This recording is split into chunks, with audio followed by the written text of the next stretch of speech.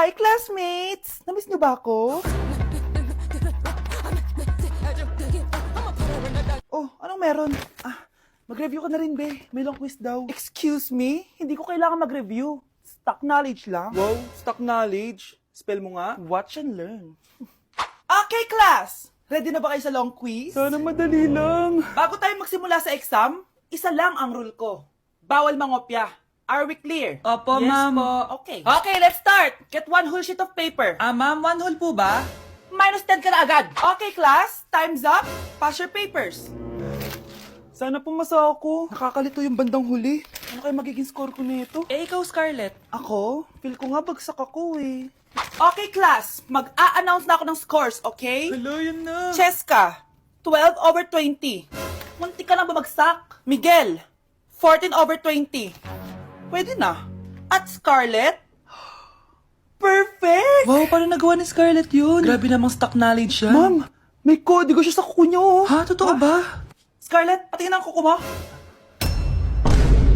Kaya pala perfect ka? Dapat bagsak na yan eh. Ang daya. Aba, bakit ako babagsak? Ang number 1 rule lang naman ni ma'am ay bawal mangopya. May sinabi ba siyang bawal maglagay ng sagot sa kuko? Meron ba? Ba't parang kasalanan ko? May point si Scarlett. Pointless. Next time, kilalanin yung mga binabangga niyo ah. Na-invite ako sa isang special event. Gagala na naman ako nito. Aba, saan ka na naman pupuntang bata ka ha? Hindi ka talaga napipirme sa bahay, no? Nay, payagan mo na ako. Maraming artista doon, tas marami ding pagkain.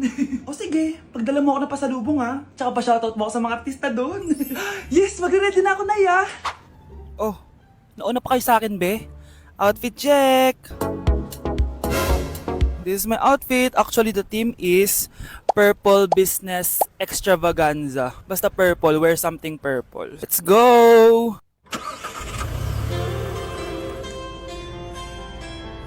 I'm so excited, guys, kasi balita ako may mga artista daw doon. So, I'll see you guys on the venue. So nakadating na tayo sa venue at invited tayo sa launching ng Pinoy Drop Ball ng Bingo Plus. Pagdating pa lang namin, pinatry na sa amin agad yung Pinoy Drop Ball. So ayun na nga, tinaya ko lahat ng token ko. So ayan guys, hinulog ko na yung 3 bola. Sobrang familiar ng laro na to kasi nakikita ko to sa mga perya dati. Charan! O diba, nanalo agad tayo ng 2. Sobrang useful ng mga napalalunan ko guys. At pumasok na kami sa mismong venue at sobrang ganda guys. At ito yung mga isi-serve na pagkain sa amin guys. Grabe, ang sarap talaga ng mga sinerve nila at ngayon lang ako nakatikim ng mga ganyan be. So ayun, nilaunch na nga yung Pinoy Drop Ball ng Bingo Plus kasama si May Mendoza na napakaganda. After ng big reveal, binigyan kami ng performance ng alamat. Grabe, sobrang galing nila. At eto pa be, kumanta ng napakalapit sa amin si Miss Julie Ann San Jose. Grabe, mukha siyang anghel guys. Sobra talaga kami nag-enjoy dito guys dahil ang dami naming na-meet na tao. At isa pa dito, sobrang saya ng mga activities nila. Paglabas nga namin, inabutan na kami ng ulan pero okay lang kasi nag-enjoy naman kami. So yun lang, thank you guys. Okay, class, next reporter. Hi, classmates. We are the group 2 and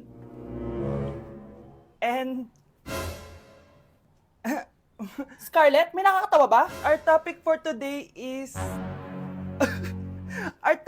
Isa pang tawa is 0 na kita. Wait lang, ma'am. Saan pupunta yun? Nakakatawa yun, no? Ano, magpapatawa ka pa? Nagre-report ako, di ba? Gusto mo bang maging kwento, be? Joke lang yun eh. Ang saya ng ginagawa natin, di ba? Subukan mo na magpatawa ulit. Hindi mo magugustuhan yung gagawin ko sa'yo. Wow! Anak, di ako makapaniwalang may pinapatayo na tayong bahay. Nay, deserve natin to.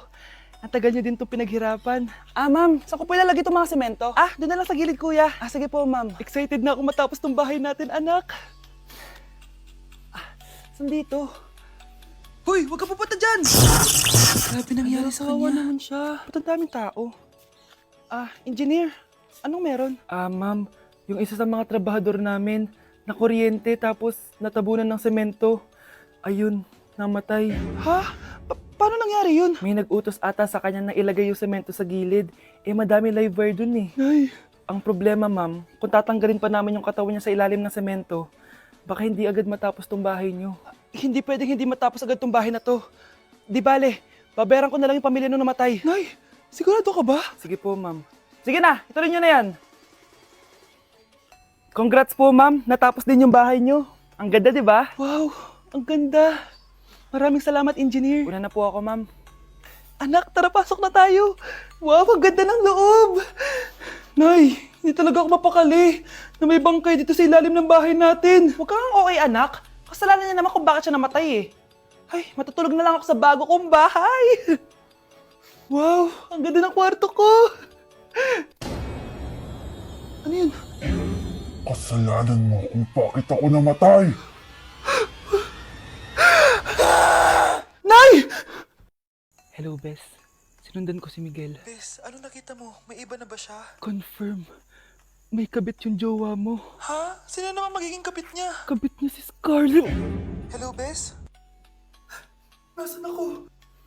Anong gagawin niya sa akin? Tama na! Bakit ka nagmamanman sa bahay namin? Spy ka ba? Walang yaka! Inagaw mo yung jowa ng best friend ko! Pinagsasabi mo, be! Ako, ang tunay na jowa ni Michael. Never naman nagustuhan ni Michael yan si Samantha kasi ang pangit niya, no? Ganun ba? Oo, kaya magdusa ka dyan. Wag! Jessica? Samantha! Tara, tatakas kita. Grabe, Bes! Kung ano-ano na ginawa sa'yo, ang ganda mo pa din! Be, thanks to the perfect stay, velvet mat cushion, na Skintific. Bago ako pumunta dito para sundin si Miguel, nag-apply na ako neto. Dahil long-lasting ito, high coverage, and waterproof, siguradong all day fresh ka. We, talaga ba? O eto? O diba? Ang ganda ko pa din. Hindi na kailangan mag-retouch. Ang gagaling nyo din, no? At may tagapagligtas ka pa. Si Samantha. Samantha? Ikaw ba yan? Anong ibig sabihin nito? O, di ba? Ako ang tunay na jowa nito ni Miguel. At ikaw, kabit ka lang. Pero walang iya ka. Pero babe, ikaw na mahal ko ngayon. Tingnan mo nga itsura niyan. Wala akong pake. Magsama kayo ng pakit na yan. Lumayas na kayo dito. Ang dadrama nyo, ha? Basta ako, ganda lang ang ambag ko. Naku, taas na naman ang kuryente natin. Sino ba kasing aircon dyan? Si ate, buong araw nag-aircon. Wow kala mo din nakiki-aircon. Anay, kailangan ko na daw po magbayad ng tuition para makapag-exam ako. Ha? Bayarin na naman? Sige anak. Nay, due date na pala ng internet natin. Baka maputulan tayo. Oh, isa pa yan. Naku, sabay-sabay na. Oh, wala na naman pala naman to ref natin. Naku, kailangan na natin mag-grocery. Nay, nagpadala na daw si tatay. Ay, buti naman. Umulan pa, patay! Paano kaya ako pupunta sa remittance center neto? Ano ka ba, Nay? Nagpadala si tatay via GCash at may bonus credits pa. Wow, high-tech na pala anak. Eh paano yung mga bills natin? Pwede din yan sa GCash, Nay. Ayan, kaka-cellphone mo yan. Ay mali, kaka-GCash mo yan. Kaya magpadala na sa GCash dahil diretso sa GCash wallet mo ang remittances abroad. Hindi ka nalalabas ng bahay dahil hassle-free at 24/7 tong available. At wala tong transfer fee sa mga verified users. Just open your GCash app and go to your GCash wallet. Itap nyo lang yung cash in at go to global banks and partners. Hanapin mo lang kung saan remittance partner siya nagpadala. I-enter mo lang yung mga kailangan na details at makukuha mo na agad yung pera, o diba? Grabe anak, ang bilis na pala ngayon. O diba, Nay? Kaya mo? I-GCash mo! Iba na talaga ngayon, no? Nung panahon namin, ang layo pa ng pinupuntahan namin para makapagpadala. Hulaan ko, Nay, tumatawid pa kayo ng bundok at ilog, no? Mga anak, aalis lang ako Maglinis kayo dyan. Bye, Nay! At dahil wala na si Nanay, ako ang bago niyong boss. Kaya sundin yung mga inuutos ko, ha? O Kyle, ikaw na magugas ng mga plato doon, ha? Wow, lakas magutos, ha? Aba, nagrereklamo ka ba? Brianna, walisin mo yung mga kalat dito. Pwede ikaw naman. Walisin ko mukha mo, eh. Ano sabi mo, babae ka? Hoy, ikaw, Miguel. Kung gumawa ng assignment ko, ha? Ang lala ng babaeng to. Sa bobo pa papagawa ng assignment. Matutulog lang ako, Dapat pagkagising ko, tapos na lahat yan, Nakakainis si ate. Sobrang tamad na. Dami pang inuutos. Eh, ano magagawa natin? Favorite kasi ni nanay yan, eh. Isumbong na natin niya kay nanay. Hindi pwede inaalipin niya tayo ng ganito. Anong isusumbong, ha? Akala niyo hindi ko kayo naririnig? Magtrabaho kayo doon! Tama na, ate! Sawang-sawa na kami. Puro kautos. Malinaw naman sa inyo, di ba? Na pag wala si nanay, ako ang boss. Sinong boss? Ha? Wala, Nay. Actually, kakatapos ko lang maglinis ng bahay, oh. Luh, sinungaling. Scarlett, huwag mo na ako lokohin. Hindi naman talaga ako umalis dito. Sinisigurado ko lang kung naglilinis talaga kayo lahat. At tama nga yung sinasabi ng mga kapatid mo. Na para kang boss umasta dito sa bahay. Nay. Mga anak, kayo na bahala sa ate nyo. Utusan nyo ng utusan yan. Ate, ikaw na magugas ng mga plato dun. Eto na. Pagkatapos mo dyan, ate, maglaba ka, ha? Oo, sige. Pagkatapos mo maglaba, gawin mo yung project ko, ha? Sige, boss. Lahat ng utos nyo gagawin ko. Baby, away tayo. O ano anak, puro bebe time na lang? Di ba may exam ka pa bukas? Opo, Nay. Try mo kaya mag-review para di ka puro bagsak. Diyos ko. Sige, Nay. Challenge accepted. Makaka-perfect ako sa exam bukas. Sino nagsabing hindi ko kaya mag-review? Baka Scarlett to. Ba't tumatawag na to? Oh, bakit, Bes? Nagre-review ako. Te, may bago akong chika. Importante ba yan? Importante. So, eto na nga. Go, Te! Spill the tea! Ano nangyari? 1 hour later. O siya, sige na, Te. Magre-review na talaga ako. Storbo. Saan na ba ako? X, Y... Hala, break na sila. Ano nangyari? 1 hour later. Mag-review na nga ako.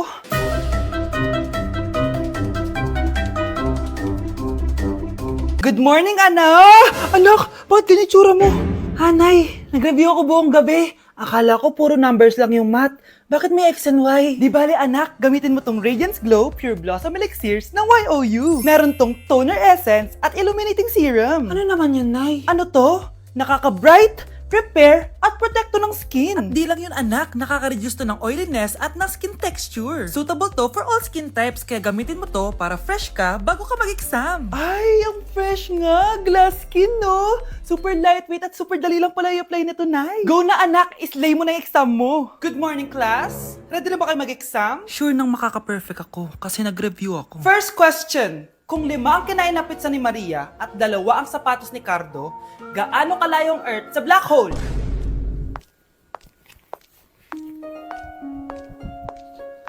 Hindi man lumabas ang mga nireview ko. Ang importante, maganda ako.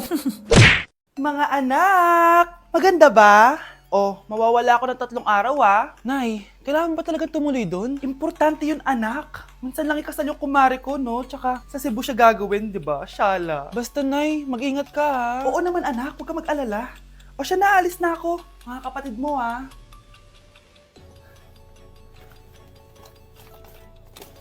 Saan yung wallet ko? Ay, kuya. Balik tayo sa bahay. Nakalimutan ko yung wallet ko. Ano ba yan? Maliliit na ako. Saan na ba yan? Ito. Ano ba yan? Oras na. Mabuhay, ma'am. Welcome to Air Philippines. How can I help you? Ay. Miss. Dito po ba yung flight VD415? Yes po, ma'am. Check ko lang po.